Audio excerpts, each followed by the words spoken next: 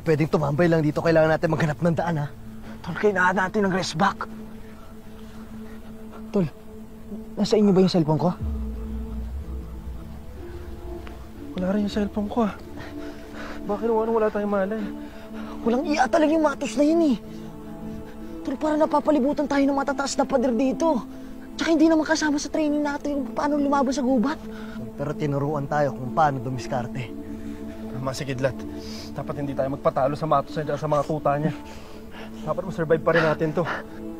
Subukan natin to.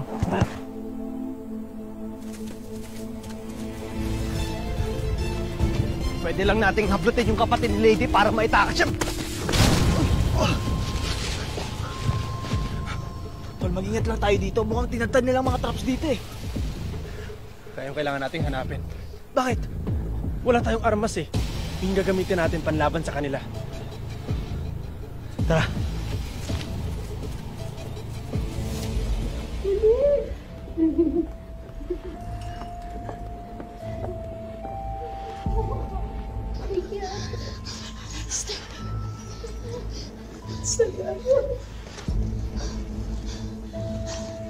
Saktan ba sa inyo?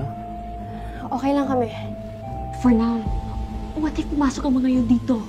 Kailangan natin isara lahat ng pwede nalang pasukan. Tutulong kami.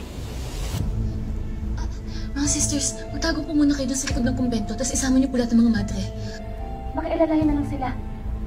Sumama na kayo. Paano ba kayo dito, eh? Susunod po kami, kailangan lang po namin masecure yung mga pinto. Sige na po. Mag-iingat kayo, lady, ha? Tara na po. May pinto nga pala doon sa gilid. Kailangan masarap ko muna yun. Kaya na namin yun. Sige, tara na po. Ingat kayo, ha? Sister. Nang magaksay ng bala, pasukan na natin yung mga yan para siguradong dedo na! Saan pa ba sila pwede dumaan? Diyan sa pintong yan. Tsaka yung doon sa gilid. Kami na bahala sa kitchen.